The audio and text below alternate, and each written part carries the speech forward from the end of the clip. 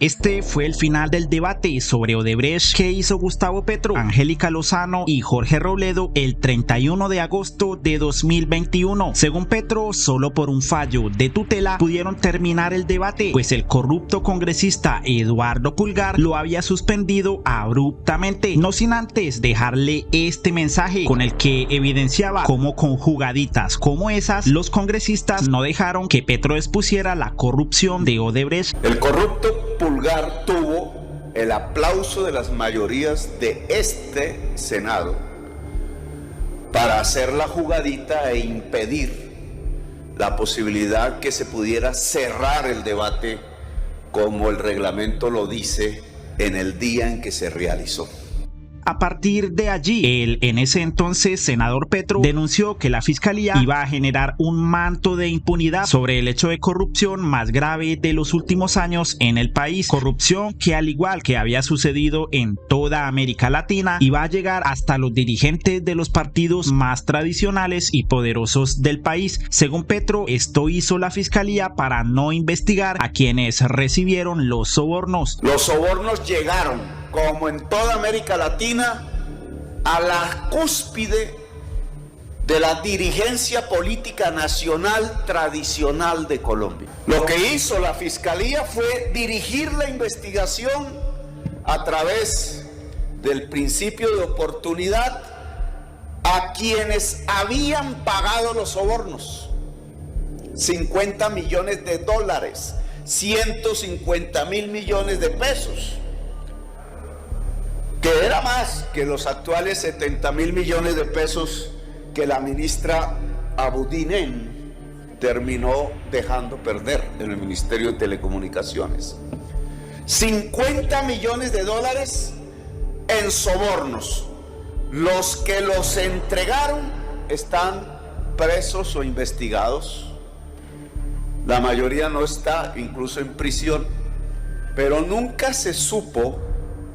Y he aquí el carácter de la impunidad, quienes recibieron los sobornos. Eso se silenció, la investigación no llegó hasta allá. El fiscal general de la nación se encargó de que no llegara hasta allá. Debemos detenernos un poco para dar luces de lo que viene a continuación en la denuncia de Petro. Tengamos en cuenta que en el artículo publicado por la W Radio, en el que Coronel expone las visitas de Daniel García Arizabaleta a la Casa de Nariño en el gobierno Uribe, menciona que en la licitación de la Ruta del Sol 2 que ganó Odebrecht, la constructora estaba asociada con el grupo Aval, de quien es dueño el señor Sarmiento Angulo, quien a la vez les dona millonarios recursos a algunos de los partidos implicados en el caso Odebrecht. En aquel entonces, Néstor Humberto Martínez era el fiscal general de la nación, pero también había sido abogado de Odebrecht. Néstor Humberto Martínez, aquí lo ha dicho el senador Robledo, estaba en curso en las firmas, en el interés que buscaba la impunidad.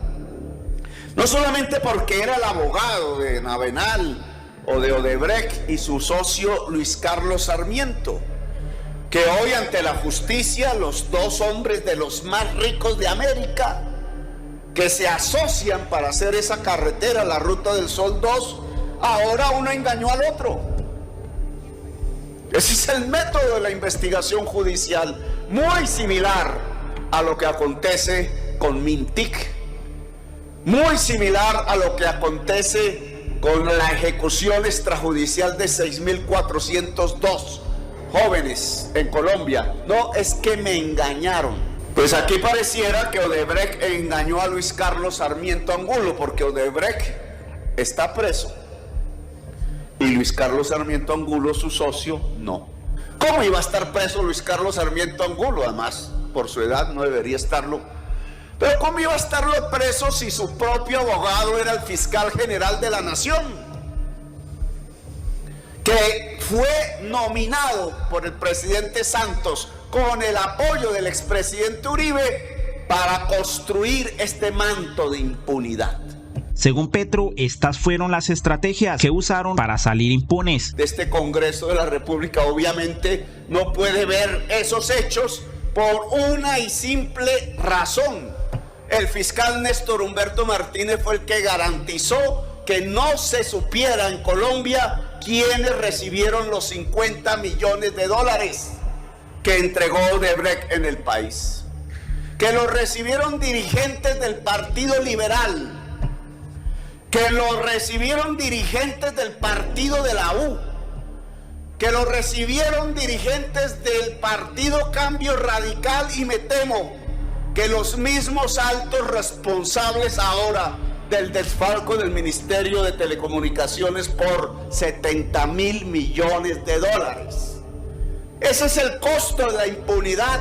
Lo hicieron una vez, lo vuelven a repetir y en escala más grande, y así, hasta que depredan el Estado colombiano. Y es que, según las mismas palabras del presidente, la razón por la que no se juzga a estos personajes, al igual que en otros países, es porque la corrupción se ha tomado todas las ramas del poder. La pregunta es, ¿por qué si cae el presidente del Perú? ¿Por qué si cae el vicepresidente de Ecuador?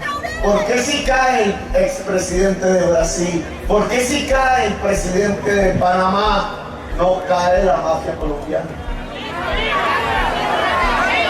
Y la respuesta es, en ninguno de esos países el régimen de la corrupción había logrado tomarse tanto el Estado y la política y la sociedad como en Colombia. Y el objetivo solo era uno: no investigar a fondo quiénes fueron los que recibieron los sobornos. Y es que es de suponerse que si se investigan estos sobornos, podría salir a la luz quiénes fueron los responsables de hechos como estos, por lo que el país se daría cuenta que fueron los partidos de siempre, justamente los partidos que detentan el poder, partidos de los que día a día caen sus dirigentes mientras nos mentían en la cara. Ya todos los procesos y pruebas se entregaron a la fiscalía, está todos los testigos aportados y allí está la verdad. Y la verdad es que mi campaña manejó los recursos correctamente y no tuvo ninguna financiación por parte de esa compañía. Semana se las quiso dar de muy objetiva y publicó supuestamente en exclusiva los audios en los que Zuluaga confiesa que sabía del ingreso de dineros de Odebrecht a la campaña presidencial del Centro Democrático en 2014, porque eso sí, ahora que salió el escándalo, lo dejaron solo. Ahora es la campaña de Zuluaga, pero antes salían a decir que era la representación del Centro Democrático.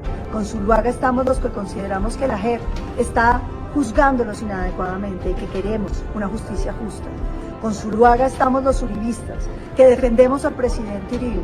Con Zuluaga estamos todos los del Centro Democrático. En fin, mientras Semana publicaba los audios como exclusivo, en realidad ya el presidente Petro sabía a través de sus propias investigaciones que esto había sucedido, pero nadie le hizo caso. Y no solo eso, Semana quiso aparentar que publicaba la noticia en exclusivo, titular que promovió la primera semana de julio, pero mucho antes, desde 2022 e incluso el 18 de mayo, este canal ya había publicado el documento de la fiscalía compartido por Caracol Radio, en el que se demostraba que Daniel García Arizabaleta sería testigo en contra de Oscar Iván Zuluaga en el caso de Odebrecht. Fue Daniel García quien entregó las pruebas a la fiscalía, que luego mágicamente Semana publicó. Ya el proceso existía contra Zuluaga, así que lo de exclusivo no lo es tanto, pero sí les dio tiempo para tratar de limpiar la imagen de los demás miembros del Centro Democrático. El senador Gustavo Bolívar se refirió al caso y le dejó estas fuertes pullas a Uribe, Duque y el Centro Democrático. Numeral: no nos deja avanzar la corrupción. La renuncia de Zuluaga al Centro Democrático no borra la verdad, y los 6.5 millones de dólares de soborno al viceministro de Uribe y el pago de los 1.6 millones de dólares a Zuluaga mientras Duque iba al baño, y las reuniones del hijo de Uribe con Odebrecht en Panamá, y las visitas de Odebrecht a Palacio, y la adjudicación de la ruta del Sol 2 a Odebrecht, y los pagos de Odebrecht a Arizabaleta, y los pagos de Odebrecht a Arias, y las coimas denunciadas a Néstor Humberto Martínez por Pisano, y la muerte de Pisano. Esa mancha no se les quitará nunca. No crean tonta a la gente, al menos a nuestra gente. Para eso hacen la política, para eso exponen sus candidatos del neoliberalismo más extremo que se puede tener en Colombia, porque es que ese modo de pensar es el que permite adueñarse del país. Esa es la conclusión a la que podemos llegar hoy extemporáneamente en este final del debate. Lo hicieron, no investigaron. Hoy Néstor Humberto Martínez no es el fiscal general de la nación, pero el que lo sucedió está haciendo lo mismo. La investigación de Odebrecht está congelada porque la decisión política del poder en Colombia es que no se sepa quiénes recibieron los 50 millones de dólares de soborno. En toda América Latina, en países más de derecha que Colombia, si es que puede haber alguno, los sobornados están presos.